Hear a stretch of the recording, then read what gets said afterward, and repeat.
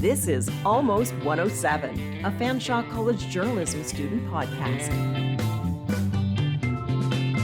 Get real. Welcome to this week's Almost 107 podcast. I'm your host, Dan McCracken. Today we're going to talk about something very relatable for a lot of you out there, music. Have you ever thought about how much your music taste has changed throughout your life? Or even looked back and thought about who had the biggest influence on me when I was younger? Who was the first person to kind of show me music and introduce me to some of the bands, some of the musicians who I love today and still listen to over and over again? Let's meet today's guest. We're just going to have a casual conversation, ask some fun questions. Feel free to kind of play along and think about some of your own answers as we have a little bit of a discussion. Let's take a listen. So we're here with Ryan Valdron, former host of Classic Rock Mornings with Blair RV on 98.1, afternoon drive announcer at 104.9, 102.3, 103.1. Are there any that I missed there? Jeez, that's pretty much my resume right there, buddy. And then now you're offering free mentorship and coaching for aspiring broadcasters and podcasters? Yeah, like talking to yourself right now, you and I, we go way back. I remember, because I've grown up in London, you've grown up in London. We know each other, you and I, through the Eager Beaver Baseball Association. I used to umpire baseball, and I actually used to umpire Dan and his dad, Ray. I think maybe your mom was a coach too. Not really. I would say coach. She was there and she did a lot of the mom duties. I remember your dad being so intimidating, man, the first time I saw him. Like, he was just like jacked and he had his sleeves all tight and his hat on, like a straight brim. And I'm like, that guy's terrifying. And then I met you and I met your brother and, I got to know your family. And I've known you guys for so long. So when I found out that you were joining the journalism program here at Fanshawe, I was stoked because I went here 2008 to 2010. I did the radio program. Best 2 years of my life, buddy.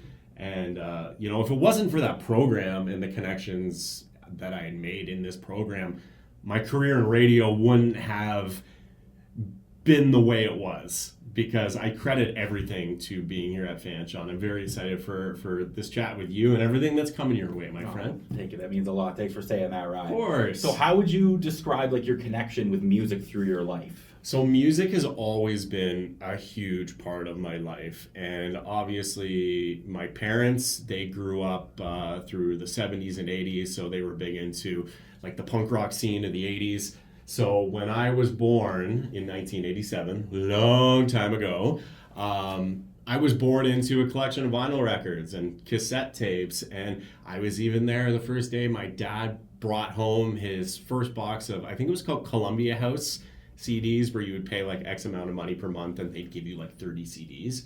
So I remember holding up Green Day's Dookie for the first time. That would have been, I think, 1994. So I was holding up the Dookie album cover, and I would have been 6, 7 at the time. And if you look at the album cover of Green Day Dookie, it's animated, right? It's all cartoonish. That drew me in. I wanted to know more about this band. So I started listening to Green Day, and that was my introduction to rock. Obviously, I was inspired and influenced by a lot of movies, Wayne's World in particular. That came out in 1992. Dude, the first time I heard Bohemian Rhapsody in my life was because of that movie. I would have been maybe 5 or 6 at the time that movie came out, but when I was younger, obviously we didn't have the technology and everything that we have today. So when my parents would put me and my brother to bed, they would stay up late to watch the Grown Ups movie, and I would always wake up to watch their movies with them. And Wayne's World, I remember Sweet's Ballroom Blitz, Queen's Bohemian Rhapsody. The incredible soundtrack to that movie just encapsulated me and pulled me in. So I credit Wayne's World and Green Day's Dookie. And if it wasn't for the cover art on Dookie, I don't know if they would have pulled that 7-year-old in as much. But then I started listening to the lyrics. I'm whoa. Maybe I shouldn't be listening to this at the age of 7, but that really started my love for rock and roll. I've always been a fan of rock, and I've been lucky enough to, experience new generations of rock since I was born, and also reflect back on the previous that brought everything to us. So it's been pretty cool, man. So aside from Dookie, that album, would you say there's a song that you remember, the first song you ever remember falling in love with when you were a kid and listening to a million times in a row and annoying your parents? Oh, 100%. Yeah, it would have been When I Come Around by Green Day. It was probably at the time on that record the most friendly radio hit that was on. I remember like listening to FM 96 like growing up in London back in the day, and they play When I Come Around and Longview and all the greats from that album. But I remember, I don't know if you remember this, but Green Day had a hidden song after the last, I think it was after Longview. So like when the song ended at the end of the CD, they had a secret song. Not too many people do this anymore, but once the song ended, there was like maybe like 30 to 45 seconds, maybe a minute of silence. And then their drummer Trey Cool came on singing in the voice of, I think it was Ernie from Sesame Street, singing I Was All By Myself. And I thought that was like look it up, secret song, Green Day Off Dookie. But I was just like, this is amazing. I'm like, here's this band that's new that's saying words that I probably should not add to my vocabulary at the age of 7.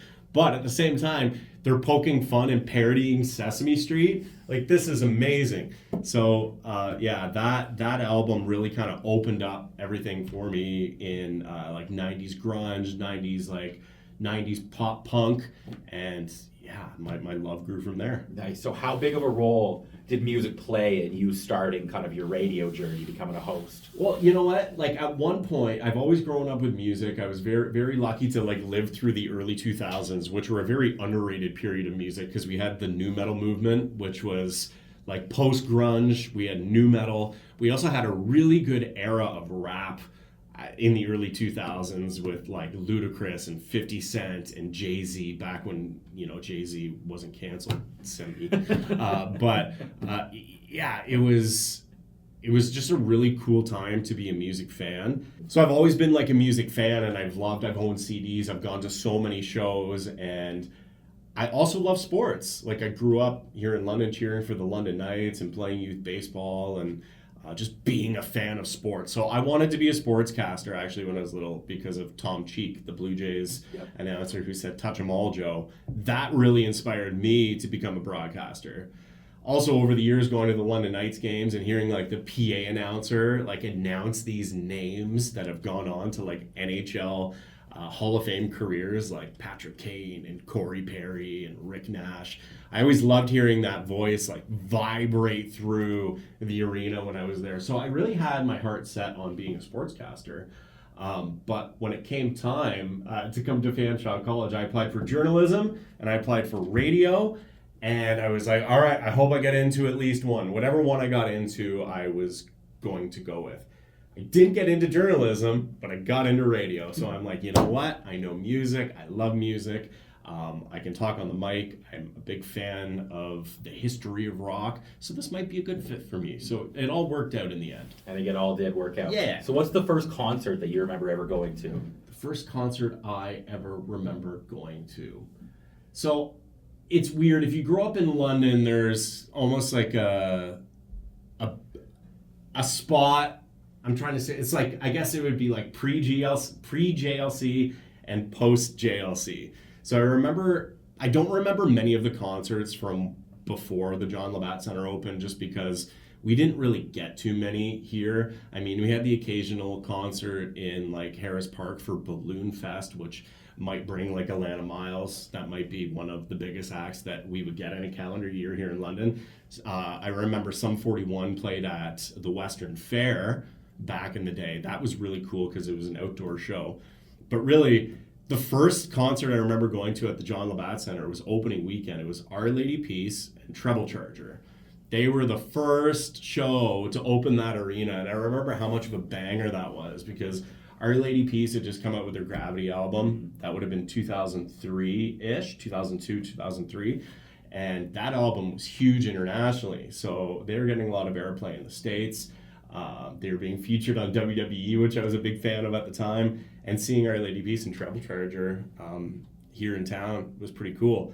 That opened up the gates to so many experiences here in London. Like, got to see Tom Petty, got to see Jay-Z, Linkin Park.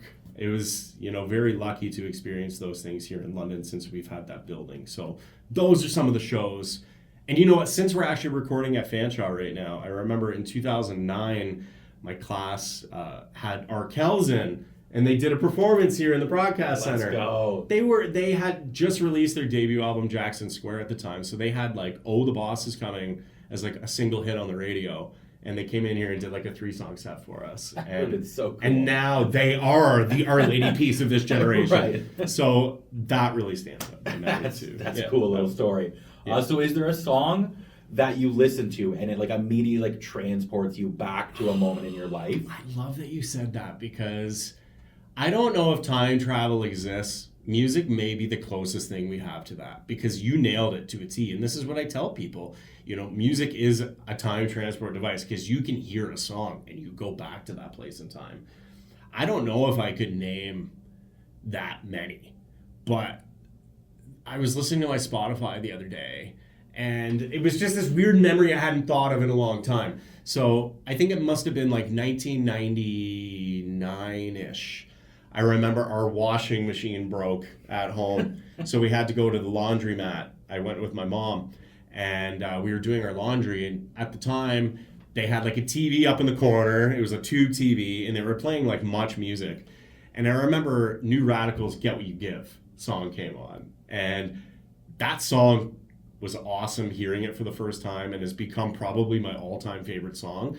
But it came across my Spotify the other day. I hadn't heard it in a while. And as soon as it started playing, my mind went right back to that laundromat. It's like you were back in Yeah, there, man. hearing the washing machine spinning and the dryer crazy. crackling. It's crazy. Yeah, it's wild. And I bet it happens for you too when you hear a song and it takes you back to a moment in childhood. No, absolutely. And it's cool, man. As life goes on, more music gets made, and we connect different life experiences to different songs. Like whenever I hear Michael Jackson, I'm like back in like the townhouse I grew up in, and I can picture my mom dancing to it. See, that's the best. Yeah. I'm glad you have that. That's cool.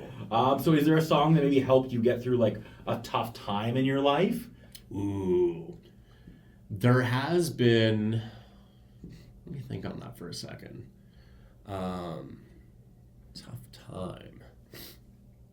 Obviously, like, you know, I've gone through some mental health stuff, which has been, you know, pretty difficult. And that was like a couple of years ago, kind of like in the middle of the pandemic. And, you know, I'm still like recovering from some of that stuff to this day, a couple of years later. Music was a huge part of that.